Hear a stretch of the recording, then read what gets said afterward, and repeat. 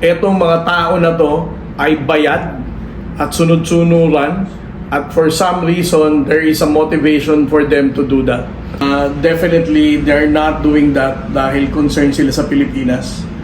Definitely they're not doing that dahil concerned sila sa mga kababayan nating Pilipino.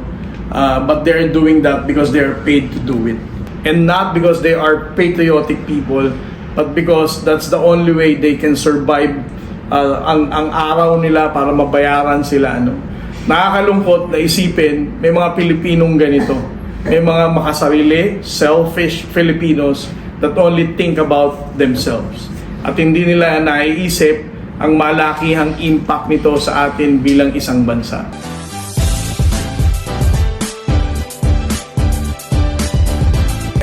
Kung paulit-ulit natin sasabihin na magkakagera, di ba? Naniniwala ba talaga ang mga trolls na ang China tatawirin? Do you know how far China is? Diba yung chart na yan, no? Ang layo eh. Tatawirin niya ang buong South China Sea para makipaggerahan sa Pilipinas. Na kung titingnan natin, bago siya makarating sa atin, meron din siyang issue sa Vietnam, nakaaway niya rin sa West Philippine Sea. Meron din siyang issue sa Japan, nakatabi niya lang din na may issue siya. Meron siyang issue sa India, nakaaway niya rin. Ngayon, kung ikaw si Xi Jinping, sino ka namang, di ba? I mean, sa classroom na lang, kung ikaw ang bully, kung alam mo makikipagsuntukan ka sa isang tao, at alam mo sa 20 na mga kaklase mo, 19 siguro ang makikipagsuntukan din sa iyo doon in response to fighting one small kid. Diba? Makikipagsuntukan ka ba kahit ikaw pa siguro pinakamalakas? Hindi rin eh, diba? Secondly, kung ikaw si Xi Jinping, meron kang more than 1 billion citizens na hanggang ngayon gusto mo pang maisalba para maging matawag na silang developed country. Diba? Kasi hanggang ngayon, titingnan natin, developing pa rin sila dahil ang per capita income nila is still relatively small. Kapag, even if they have the largest economy in the world, pag i-divide mo yan sa number ng population nila, it's still not enough para masabing developed country sila. Ngayon, kung ikaw si Xi Jinping at pangarap mo maging president for life, bakit ka naman makikipaggera? Na alam mo na may mga Chinese pa rin na naghihirap in far-flung areas of China. Diba? It doesn't meet your own strategic objective and your personal goal. Kung gusto mo talagang payamanin ng buong China, why would you even go to war? Third, katulad na sinabi mo kanina, kung ang China nga, nagsasakitan na sila sa India, hanggang ngayon, pareho pa yan nuclear capable, no? May nuclear capability, nuclear weapon. Hindi naman sila nagkagera. Pareho lang silang tinitindigan nila ang posisyon nila sa border dispute nila between China and India. Pero wala namang gera. Tayo ngayon, ilang taong pa lang si President Bongbong Marcos na tinitindigan ang posisyon natin sa West Philippine Sea. Do we actually think na because of that magkakagera? Diba? Pangalawa, hindi naman tayo nanggigipit. Sila ang nanggigipit sa atin. Minsan common sense lang din eh. Patuloy din ang sinisisi ang EDCA. EDCA daw ang dahilan kung bakit tayo ginigera ng China, gigirahin ng China. Pero again, ang issue ko dyan, kung Amerika talaga ang dahilan kung bakit nagkaganyan ang China dito sa Pilipinas, 1992, umalis ang base militar ng Amerikano. 1995, tinake over nila ang Mischief Reef. Wala ng Amerikano, pumunta naman sila ng Mischief Reef. Amerikano ba ang dahilan kung bakit nagkaganon? 2012, nagkaroon tayo ng standoff na isang dahilan kung bakit napag-usapan ng EDCA. 2016 to 2022, si Tatay Digong ayaw niya na ng balikatan exercise. Di ba? Walang balikatan exercise na nangyari nung panahon ni Tatay Digong. Pero, ang China, patuloy pa rin sa harassment ng mga maistang Pilipino, patuloy pa rin sa pambababoy ng marine environment natin, patuloy pa rin sa pangharas ng Philippine Coast Guard at pagbibigay ng sakit ng ulo sa Armed Forces of the Philippines para sa re-reply. Amerika pa din ba ang may dahilan?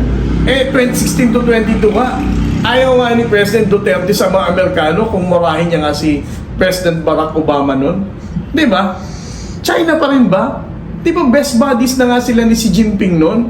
And yet, ganun pa rin ang nangyari. Ngayon, panahon ni President Bongbong Marcos, kasalanan ng Amerika? Di ba? Yung mindset na yan may mali na eh. Parang kahit anong gawin ng Amerika, kahit tulungan nila tayo or hindi, basta trolls, ang sinasabi lagi, hindi, Amerika pa rin may kasalanan niya. Sir, follow-up question. May bagong narrative ngayon yung mga trolls. So, gaano katotoo, sir, na isang missiles lang tayo galing China? Alam mo, meron tinatawag sa international relations na mutually assured destruction. This is a theory na sinasabing kahit gaano ka pa karami ng nuclear missile, hindi mo rin yan mailalabas. Alam niyo kung bakit? Kasi the moment na i-launch mo ang nuclear missiles, other countries will also be launching nuclear missiles. Kahit pa sabihin natin wala tayong missiles capability. Pero the moment na gawin sa atin yan, more countries will also be doing the same to have a counter response dun sa ganung launching ng missiles. So it's also very ridiculous statement na imi-missile tayo. Bakit tayo imi-missile? Hindi na ba talaga tayo naniniwala sa United Nations? Hindi na ba talaga tayo naniniwala sa Association of Like-Minded States na kumakounter sa ganyang mga bagay? Are we allowing might again as a justifiable reason para sabing sila ang tama dahil mas malakas sila? And secondly, do we actually believe talaga na ang Amerika na patuloy nilang sinisisi hindi tayo tutulungan kung sakaling gagawin nila yan? Diba? Ibabalik ko ulit sa kanila yung argument na yan. Hindi, imimisile daw tayo ng China eh. Ang tanong, pag imimisile tayo ng China, is the United States is not going to have a counter response with that? And do you think Xi Jinping is really that not smart to also consider that possibility? Sir, meron din sila sinasabi. Either US daw takot sa China. Well, una sa lahat, no? Right now, the US still dominates the economy and the military capability. Secondly, in terms of the circle of friends, sino ba ang friends ng China ngayon? President Putin, the North Korean president as well.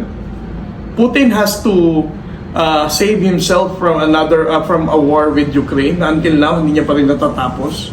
Ngayon, kung ikaw si Putin, ang laki na nga ng ginastos mo sa laban sa Ukraine, tutulong ka pa ba sa China? North Korea, another circle of friends of China. But if you're going to look at the friends of the US government, dito lang sa region natin, you have to deal with Japan. You have to deal with South Korea. You have to deal with Australia. Hindi pa natin na-mention dyan ang buong G7 countries, no? The European Union, for example. So, kung sukatan lang ng military and economic capability, I don't think, kung ako nga naisip ko, natalo siya sa collective action ng mga bansa na to, what more si Xi Jinping?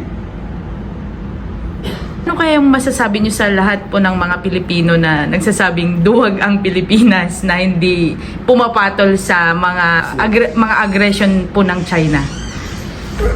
Alam mo, sa totoo lang, ang ating Pangulong Bongbong Marcos, wala naman talaga tayong intention na mag-respond sa the same level of aggression ng China. Hindi dahil sa duwag tayo, but because we are not instigators of war.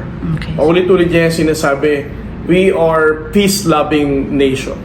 Mas gusto natin na mas mapayapang pag-uusap, hindi tensyonado, walang agresyon sa both parties. At naniniwala tayo na ang ganitong pag-uusap ay mas makakabuti para sa Pilipino, gayon din para sa China, no? So, I think it's unfair on the part of the Armed Forces of the Philippines and also for the Philippine Coast Guard na tawagin tayong duwag dahil hindi tayo nakipag-water cannoning, paulit-ulit nila sinasabi noon. Ngayon naman, bakit daw yung mga Navy SEALs natin hindi rin daw lumaban, hindi daw nakipagpunong anumang level ng response ang gagawin nila. Ibig sabihin, our soldiers and our Coast Guard personnel are professional to adhere to the guidance of the Commander-in-Chief. It just goes to show na it's not just the respect sa authority ng ating Pangulong Bongbong Marcos, but they have understood ang magiging impact or kahihinatnan kung sakaling susuklian nila ng agresyon ng China. Kahit kami mismo, no, on the part of the Coast Guard and even Armed Forces of the Philippines, sino ba naman ang papayag na yurak-yurakan ka lang ng water cannon, atakihin lang basta-basta, butasin ang rubber boat mo? Of course, kung ano ang nararamdaman ng ordinaryong Pilipino, ganyan din naman ang nararamdaman ng ating mga Coast Guard personnel and even the AFP. However, naniniwala tayo sa wisdom ng ating Pangulong Bongbong Marcos. We respect that and we believe that the peaceful settlement ng ating pinaglalabanan sa West Philippine Sea is the best strategy that President Bongbong Marcos has. And this is something that he has to make sure na mapiprevent natin ang paulit-ulit na sinasabi ng mga trolls na magkakaroon ng digmaan. Actually, ang mga trolls, nakukonfuse na rin sila sa argument nila. Sinasabi nila, tayo ang dahilan kung bakit magkakaroon ng digmaan. Tayo ang dahilan kung bakit magkakaroon ng gera. Ngayon, pag pinakita natin ang kababaang loob natin and our peaceful approach on the issue, at hinahayaan lang natin na ang China ang maging aggressive, ang tawag naman nila sa atin, duwag. Diba? Wala ka ng tamang response. It's either warmongering ka dahil pinaninindigan mo ang posisyon sa West Philippine Sea, or duwag ka dahil hindi ka sumusukli ng level of aggression sa China. But our main objective, we go back dun sa 3 parts of speech ng ating Pangulong Bongbong Marcos. Una, hindi natin isusuko ang ating posisyon sa West Philippine Sea. Pangalawa, hindi tayo magiging dahilan ng aggression or pagtaas ng tensyon sa West Philippine Sea. And third, but the most important thing, naniniwala tayo sa mapayapang pag-uusap para mapababa ang tensyon sa West Philippine Sea.